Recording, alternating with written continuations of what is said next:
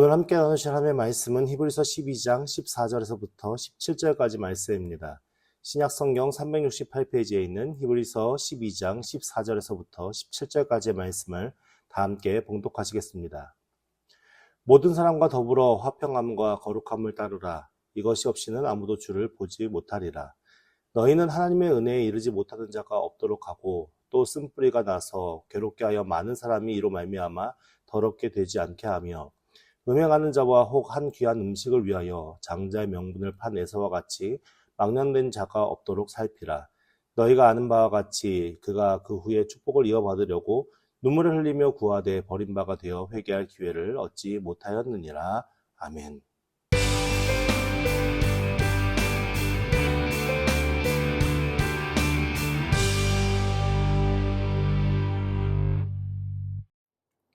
지난주에 우리가 히브리서 12장 5절에서부터 13절까지의 말씀을 통해서 징계에 대해서 우리가 살펴보았습니다. 징계, 우리나라 말의 징계는 약간 체벌성의 그런 의미로 담겨져 있는데 이 징계라는 말의 헬라어 단어의 의미는 무엇이라고요? 교육, 훈련 이런 의미가 담겨져 있습니다. 그래서 어떤 목사님은 이 징계에 대해서 어떻게까지 설명하냐면 아들로 만드는 것이라고까지 설명을 합니다. 그러니까 하나님께서 우리를 양자 삼으셔서 아들로 만드는 것에 훈련을 시키는 것이 징계라고 이야기하는 겁니다. 그러니까 우리가 왜 훈련을 받아야 하죠?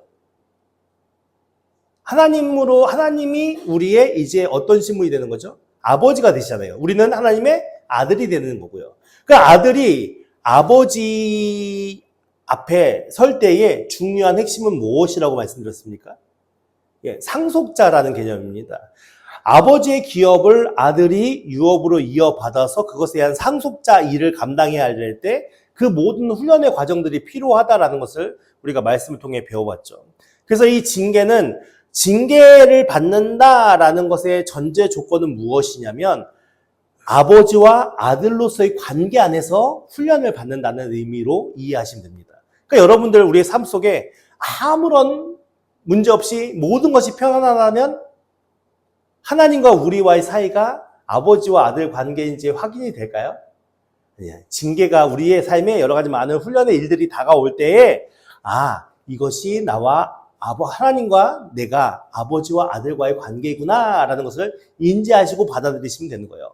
그리고 그 과정들의 일들을 단순히 하나님께서 우리를 미워하시고 우리의 죄를 책망하시기 위해서 훈계하시는 그런 징벌의 개념이 아니라 하나님께서 우리를 사랑하시고 우리로 하여금 하나님 나라의 유업을 이어받게 하기 위한 그런 훈련의 과정임을 우리가 깨달아 알아서 더 열심히 우리 앞에 주어진 훈련의 일들, 여기서 히브리 기자가 얘기한 징계의 일들을 잘 받아들이고 감당하면 되는 겁니다.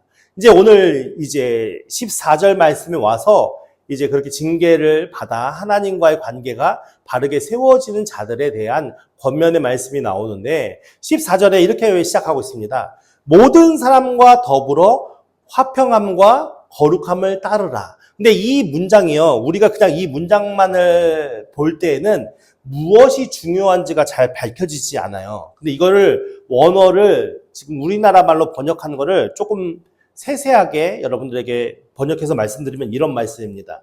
모든 사람과 더불어 화평하게 지내고 거룩하게 살기를 힘쓰십시오.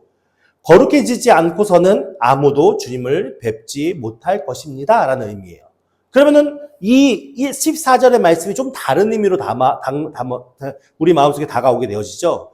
그러니까는 모든 사람과 더불어 화평하게 지내고, 그러면 원래는 이 문장의 핵심 가장 중요한 단어는 무엇이냐면 더불어거든요. 혼자가 아니라 모든 사람과 더불어 해야 되는 거예요. 그리고 그 더불어 하는 행위의 가장 중요한 주체가 뭐냐면 화평하게 함과 거룩함이 따라오게 되는 거예요. 이 내용이 이해가 되시죠? 그러니까 사실은 우리가 믿는 신자라고 한다면 모든 사람과 더불어 어떤 관계를 맺는 사람이 되어야 돼요? 왜 화평을 맺는 사람들이 되어야 돼요? 그러니까 내가 어느 곳에 가서 분쟁을 만들고 어느 곳에 가서 다툼을 만드는 자가 아니라 모든 사람과 더불어 화평하게 하는 자가 되어야 돼요. 근데 사실은 거룩함이라는 이 단어의 의미는 모든 사람이란 말을 받을 수가 없잖아요. 모든 사람이 거룩해지는 건 아니잖아요. 거룩함이라는 것은 우리가 거룩이란 단어의 의미를 계속 살펴보고 있죠. 거룩이란 단어는 구별되다라는 단어의 의미도 있지만 더 중요한 의미가 무엇이라고요? 누구누구에게 속한 자. 그러니까 우리는 거룩함을 입은 자입니까? 안 입은 자입니까? 입은 자죠. 왜냐하면 예수 그리스도로 말미암아 하나님께 속한 자가 되었으니까. 그러니까는 이 거룩이란 단어는 사실은 개인적인 관계 안에서 이루어지는 일이지 다른 사람과의 관계에서 이루어지는 일은 아닌 거예요. 그러니까 이 의미를 우리가 곱씹어 보면 화평은 모든 사람과라는 말과 어울리죠. 근데 거룩은 모든 사람과 말하니까 어울리질 않아요. 그러니까는 화평함은 모든 사람들이랑 어울린다는 관계 안에서 본다면 이 화평함은 결국 어떤 의미냐면 수평적 관계 안에서 우리가 행해야 할 일들인 것이고 거룩함은 결국 누구와 어울리는 겁니까? 하나님 안에서 이루어지는 거잖아요. 그러니까 거룩함은 수직적 관계 안에서 우리가 가져야 할 관계인 거예요. 그러니까 이것이 결국 무엇을 도형으로 나타내는 겁니까? 수평적 관계와 수직적 관계를 얘기하는 거니까 결국 십자가의 은혜를 이야기하는 거예요. 그러니까 오늘 우리의 삶이 이 세상에 살아갈 때에 하나님으로부터 하나님께 속한 자들로 거룩한 삶을 살아야 하는데 거룩이 목표가 되는 게 아니라 거룩은 우리에게 무엇이라고 말씀드렸습니까? 신분이라고요. 신분. 누구에게 속한 자니까. 하나님께 속한 자는 당연히 하나님의 말씀에 순종하며 하나님의 뜻대로 사는 자겠죠.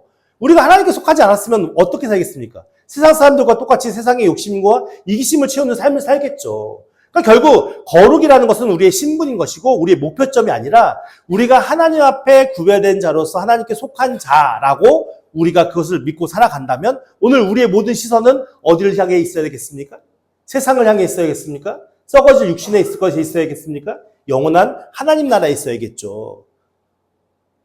네. 그렇게 사는 자가 결국 이렇게 거룩함을 따르는 자, 그리고 그 거룩함을 통해서 그 주변의 모든 사람들과 더불어 화목을 맺는 자, 그 자가 결국 어떻게 된다고요?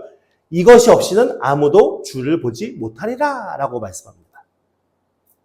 그러니까 우리의 시선과 우리의 마음이 세상 사람과 똑같이 세상의 명예와 욕심과 자랑과 돈에 있다면, 재물에 있다면 우리는 결국 하나님을 온전히 볼 수 있어요? 못 봐요? 볼 수 없다라고 선언하는 겁니다. 하지만 우리의 마음이 거룩하게 하나님께 속한 자로서 우리가 하나님의 시선을 바라보고 그 하나님의 마음으로 세상 사람들에게 그 하나님의 사랑을 전하며 화평케 하는 자로서 우리의 삶을 살아간다면 우리는 무엇을 볼 수 있다고요? 하나님을 볼 수 있다라고 말씀하는 것입니다. 그러니까 우리가 이 화평함과 거룩함을 따라 사는 게 매우 중요하고 그것이 나 혼자서만 사는 게 아니라 결국 누구예요? 우리와 관계 맺는 모든 이들과 함께 더불어 하는 것이 중요하다라고 말씀하고 있는 겁니다. 유명한 설교자였던 스펄전 목사님에게 한 청년이 찾아왔다고 해요. 저도 이제 들은 얘기인데, 한 청년이 찾아왔는데 이 청년은 교회 안에서 너무 많은 상처를 받았던 사람인 거예요. 교회 안에서 너무 많은 상처와 너무 많은 상처되는 일들을 보니까 이 청년이 스스로가 어떤 생각을 했냐면 내가 굳이 교회에서 신앙생활 할 필요가 뭐가 있어? 그냥 나 혼자서 예수님 잘 믿으면 되지? 이런 생각을 가졌어요. 그래서 혼자서 예배드리고 혼자서 말씀 보고 혼자서 신앙생활을 했는데 그의 마음속에 공허함이 해결되지 않는 거예요. 그래서 그 문제를 대답의 해결을 듣고자 이제 스펄전 유명하신 설교가 스펄전 목사님을 찾아가서 목사님께 말씀을 이렇게 조언을 구했던 거죠. 왜 나를 찾아왔습니까? 그래서 제가 이렇게 해서 목사님을 찾아왔습니다. 라고 얘기를 했더니 이제 오늘날 같이 우리가 온돌 이렇게 우리 한국식 집이 아니라 이제 유럽식 집은 이제 벽난로 같은 걸 떼잖아요. 그랬더니 이 목사님이 아무 말씀 안 하시고요. 벽난로에서 지금 지펴지고 있는 장작 하나를 꺼내다가 바닥에 이렇게 내려놨대요. 그러면 그 장작은 어떻게 될까요? 네, 꺼져요. 금방 꺼진 거예요. 꺼지더니 어떻게 되면은 꺼진 상태에서 그냥 가만히 있나요? 연기가 나기 시작하죠. 그 연기는 주변 사람들로 하여금 어떻게 하죠? 엄청 맵잖아요. 눈도 맵고 막 이제 코도 맵고 하니까는 이 청년이 너무 매워서 못 있겠다고 도대체 왜 그러시냐고 그러더니 스펄전 목사님이 아무 말씀도 안 하시고 다시 집게로 그 장작을 짚어다가 다시 그 장작더미 안에 불 지피는 곳에 넣었대요. 그랬더니 당신의 모습이 이와 같습니다 라고 얘기를 하는 거예요. 결국 무엇이 하면 우리가 혼자서 있으면 혼자 있는 것이라면 결국 우리가 그 장작더미 안에 연기만 바라면서 주변 사람들로 하여금 불쾌함을 줄 수밖에 없는 존재고, 우리가 함께 성령 안에서 그 하나님의 성령의 불로 함께 타오른다면 그것을 통해서 모든 사람들에게 추위를 물리칠 따뜻함을 우리에게 줄 수 있다는 말씀 아니겠습니까? 그러니까 결국 우리가 연약하고 부족한 존재들이어서 교회 안에서 여러 가지 많은 다툼과 어려움들이 우리 안에 있을 수 있지만 그조차도 우리에게 어떤 일인 거예요? 우리가 지난주에 살펴본 것처럼 징계의 훈련의 과정의 일인 것이고, 그 훈련의 과정들을 통해서 우리가 점점 어떻게 변화되어 가는 거예요? 화평함을 모두와 더불어 함께 나누는 자들로 변화되어지는 과정 속에 있는 거예요.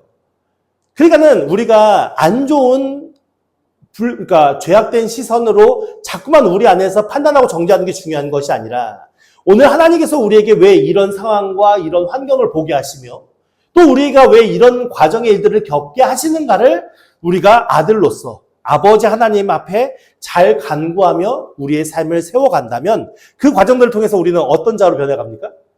맵고 쾌쾌한 냄새를 바라는 자가 아니라 그 모든 사람과 더불어 화평한 자가 될 수 있는 거예요. 그래서 우리가 그런 삶을 사는 게 중요하거든요. 15절 말씀을 보니까 너희는 하나님의 은혜에 이르지 못하는 자가 없도록 하고 또 쓴 뿌리가 나서 괴롭게 하여 많은 사람이 이로 말미암아 더럽게 되지 않게 하며 라고 말씀합니다. 근데 이 말씀은 신명기 29장 18절의 말씀을 인용한 말씀이에요. 근데 이 말씀을 신명기 29장 18절 말씀 우리 함께 읽어볼까요? 시작. 너희 중에 남자나 여자나 가족이나 집하나 오늘 그 마음이 우리 하나님 여호와를 떠나서 그 모든 민족의 신들에게 가서 섬기까 염려하여 독초와 쑥뿌리가 너희 중에 생겨서라고 말했는데, 여기서 앞에 말씀에 보면 쓴뿌리가 나서 괴롭게 한다라는 표현이 있잖아요. 그 쓴뿌리가 나서 괴롭게 한다는 표현이 신명기의 말씀에 독초와 쑥의 뿌리가 너희 중에 생겨서라는 말씀이거든요. 그 의미를 담아온 거예요. 근데 사실은 신명기 29장 18절에 나오는 독초와 쑥의 뿌리라는 의미는 결국 누구를 얘기하는 거냐면 앞에 나오는 우리 하나님 여호와를 떠나서 그 모든 민족의 신들에게 가서, 그러니까 결국 무엇을 얘기하는 겁니까? 우상 숭배를 얘기하는 거거든요.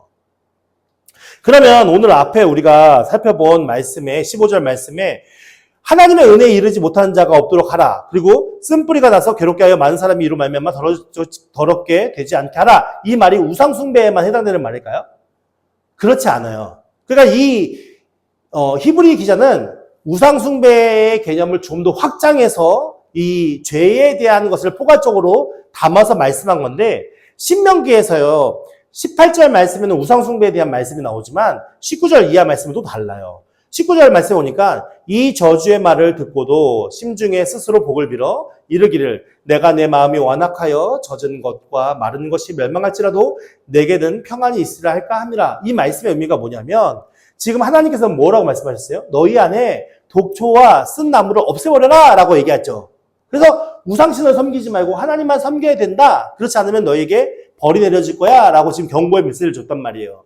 근데 이 저주의 말을 듣고도 심중에 왜 나는 그냥 하나님이 날 택하셨기 때문에 우리는 하나님의 선택된 백성이니까 우리는 괜찮을 거야. 아무리 세상이 멸망한다 하더라도 내게는 평안이 있을 거야 라고 스스로가 죄악을 벗어버리지 않고 자만감에 교만한 마음으로 살아가는 자들에게 내리는 경고예요. 이렇게 사는 자는 어떤 벌을 받냐? 여호와는 이런 자를 사하지 않으실 뿐 아니라 그 위에 여호와의 분노와 질투의 불을 부으시며 또 이 책에 기록된 모든 저주를 그에게 더하실 것이라. 여호와께서 그의 이름을 천하에서 지워버리시되. 그러니까 그런 자들을 하나님께서 받아들이셔야 안 받아들이신다. 안 받아들이신다는 거예요. 죄악 가운데 자신의 마음대로 하나님을 이용하는 자들을 하나님께 받으시지 않는다고요. 그러면서 21절 말씀에 여호와께서 곧 이스라엘 모든 지파 중에서 그를 구별하시고 이 율법책에 기록된 모든 언약의 저주대로 그에게 화를 더하시리라. 그러니까 그런 자들을 가만히 내버려두지 않죠. 가만히 내버려두지 않겠다라는 말씀입니다. 그러니까 오늘 우리가 내가 구원받았으니까 나는 마음대로 하나님의 복을 누리는 사람들이야 라고 단언한다면 우리는 어떤 자가 될까요? 교만한 자가 돼서 그 하나님의 사랑과 은혜에서 떠날 수도 있는 자가 돼버릴 수도 있는 거예요. 오늘 말씀에 다시 한번 15절 말씀 우리가 볼까요?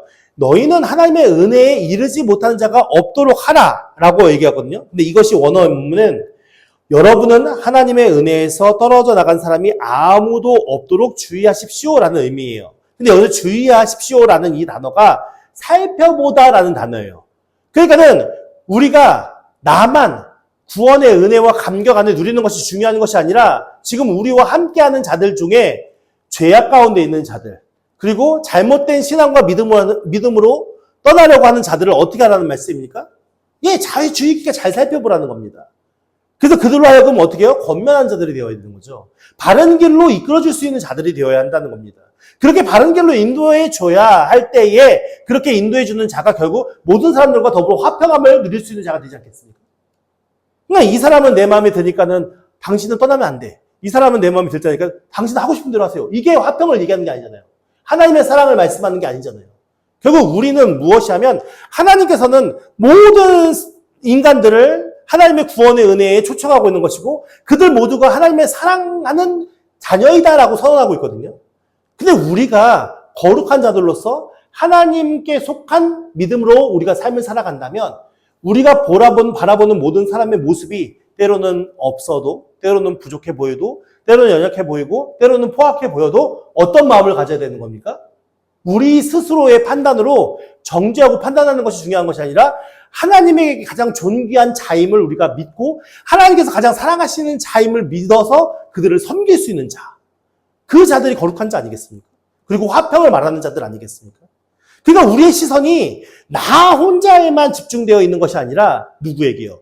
저 가장 가까이 있는 우리의 가족에게, 그리고 좀 넓게는 우리의 공동체와 우리가 함께 교류하는 모든 사람들에게 우리가 더불어 하나님의 은혜를 나눠주는, 화평을 나눠주는 자들이 되어야 한다는 것입니다.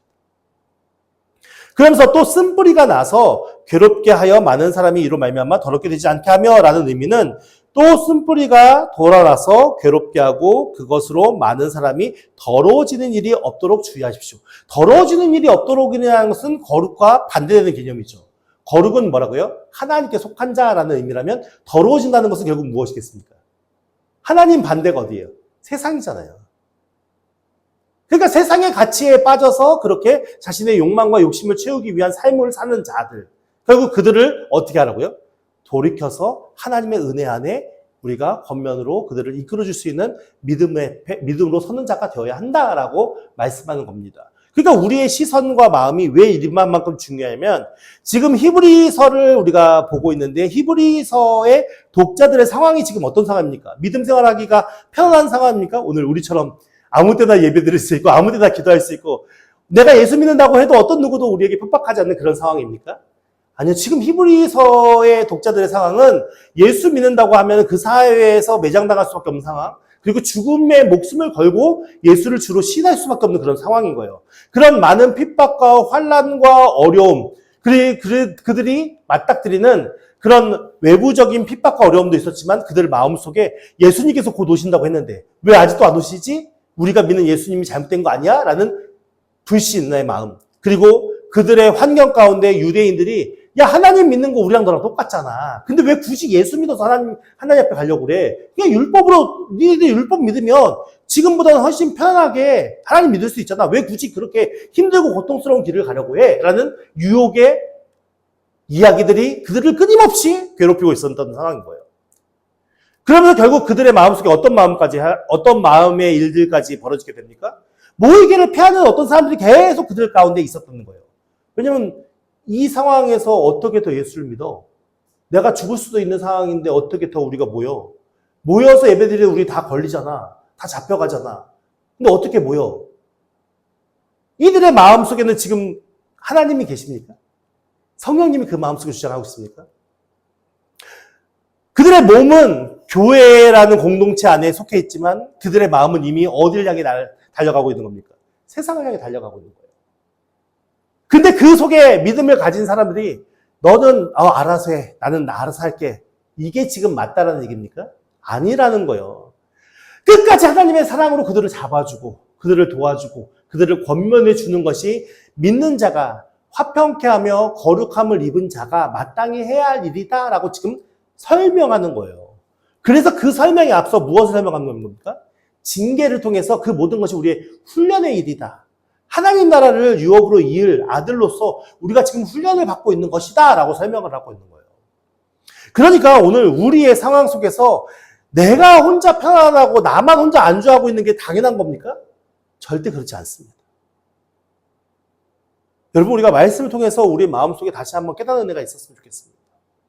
왜 나는 우리 주변에 나와 함께하는 자들에게 화평케 하는 자인가? 그리고 하나님께 속한 자로서 하나님 앞에 내가 거룩한 존재로서 그렇게 살아가고 있는가? 그리고 오늘 우리가 살아가는 삶 속에 우리는 우리만 아니란 생각으로 살아가고 있지는 않았는가?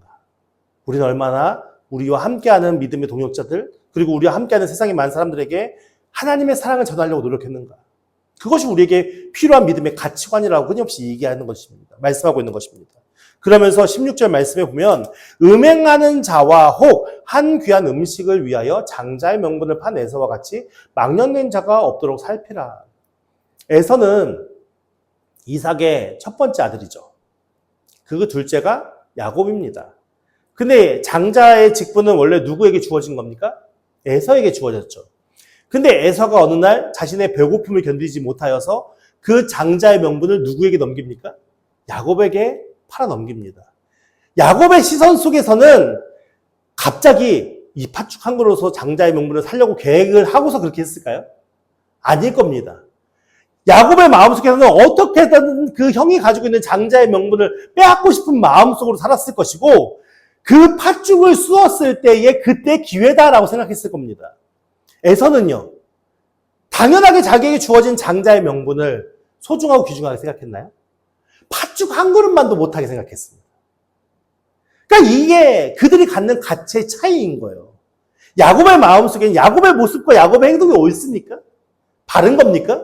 그렇지 않음에도 불구하고 야곱의 그 영적인 욕심, 하나님을 향한 그 축복받고자 하는 그 마음, 하나님의 그 은혜 안에 거하고자 하는 그 마음의 열정을 누가 받으신 거냐, 결국? 하나님께서 받으신 거 아니겠습니까? 결국 에서는요, 자신의 그 귀한 축복의 은혜가 자신에게 주어졌음에도 불구하고 그 가치를 제대로 이해하지 못하고 그 가치에 관심이 없고 지금 내가 갖는 육신의 연약함, 이 배고픔의 그 고통을 해결하고자 자신의 가장 중요한 영적인 가치를 팔아버리는 그런 어리석음을 범하는 그런 연약함 가운데 서지 않았겠습니까?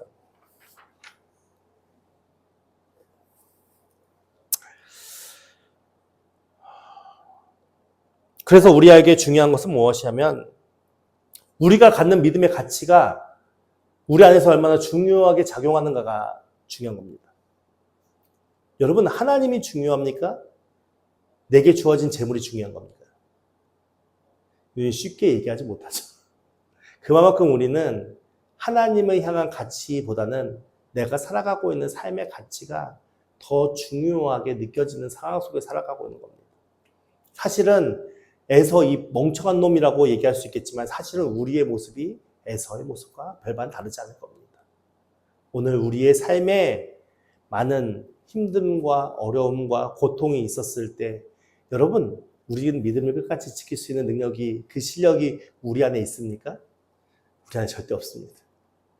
결국 하나님께서 우리를 찾아와 주시고 우리 가운데 은혜를 부어주셔서 오늘 우리로 하여금 계속 설득하는 거죠. 얘야, 세상에 있는 게 중요한 게 아니야. 영원한 천국이 있다니까. 얘야, 세상에 썩어질 재물을 위해 사는 게 중요한 게 아니야. 내 나라가 있다니까. 내 나라를 유업으로 이을받은 자가 너잖아. 지금 우리로 하여금 끊임없이 설득하는 겁니다. 그럼에도 불구하고 우리는 어떤 믿음과 어떠한 상태로 살아가고 있습니까? 음행하는 자와 혹 한 음식을, 귀한 음식을 위하여 장자의 명분을 판 에서와 같이 그렇게 하나님의 그 놀라운 은혜와 사랑이 끊임없이 우리에게 주어지고 있음에도 불구하고 그 모든 것들을 다 벗어버리고 세상의 가치를 논하여 산다면 하나님 앞에 우리가 어떤 모습으로 서 있을 수 있겠습니까? 그래서 17절 말씀에 너희가 아는 바와 같이 그가 그 후에 축복을 이어받으려고 눈물을 흘리며 구하되 버림바가 되어 회개할 기회를 얻지 못하였느니라 라고 말씀하고 있죠. 그러니까 결국 에서가 나중에 자신이 잡아온 짐승으로 통하여서 이삭에게 축복 기도를 받고자 했을 때 찾아갔을 때 이미 어떻게 됐습니까? 야곱이 선수치고 다 모든 축복을 받아갔고, 에서가 눈물을 흘리며 이삭에게 나에게도 축복해달라고 그렇게 호소할 때에 이삭은 결국 나는 이것밖에 축복할 게 없다라고 얘기하면서 그 선언했던 그 모든 내용들이 야곱이 받았던 축복의 내용과 너무 상반되지 않습니까?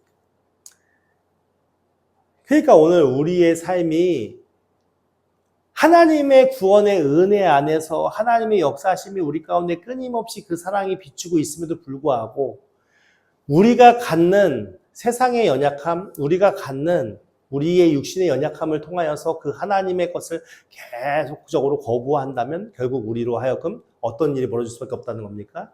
우리가 결정한 일에 대한 결국으로 인하여서 우리가 회개할 기회를 얻지 못하고 그렇게 연약함 가운데 빠질 수도 있다는 것이 오늘 히브리 기자의 말씀인 것입니다. 하나님은 우리를 포기하지 않으실 겁니다. 왜냐하면 이미 자신의 아들까지 희생하는 대가를 지불하셨기 때문입니다. 근데 우리는 하나님을 포기할 수도 있습니다.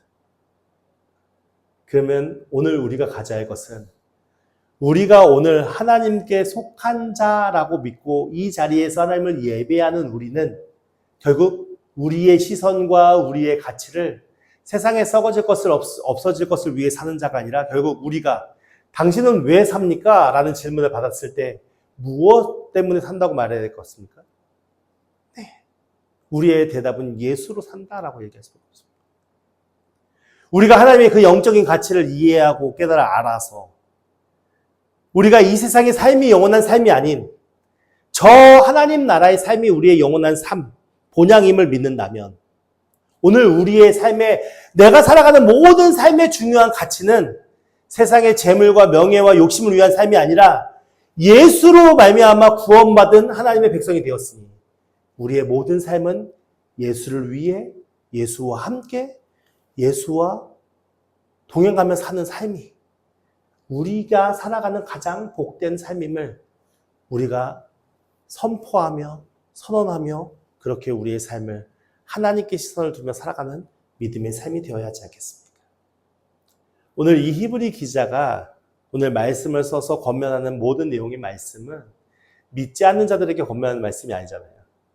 오늘 우리의 믿음의 상태를 돌아보며 우리가 정말 하나님 앞에 어떤 믿음으로 살아가야 하는지를 다시 한번 우리 스스로를 돌아보라는 말씀이 아니겠습니까? 우리가 너무 이기적인 모습으로 살았음을 하나님 앞에 회개하시기 바라고 우리가 얼마나 많이 하나님을 이용하면서 우리의 욕심과 이기심을 채우기 위한 삶을 살았는지를 돌아보시기 바라고 이제는 우리의 그 모든 것이 바뀌어져서 거룩함을 입은 하나님께 속한 자들로서 그 하나님의 아들들로서 자녀들로서 이제는 주를 위해 주와 함께 영원한 그 하나님의 사람들로서 모든 사람과 더불어 화평함과 거룩함을 따라 믿음으로 사는 하나님의 거룩한 백성이 되겠노라고 우리 함께 다짐하며 주님 앞에 서는 은혜가 있기를 예수님 이름으로 축원드립니다. 우리 이 시간 함께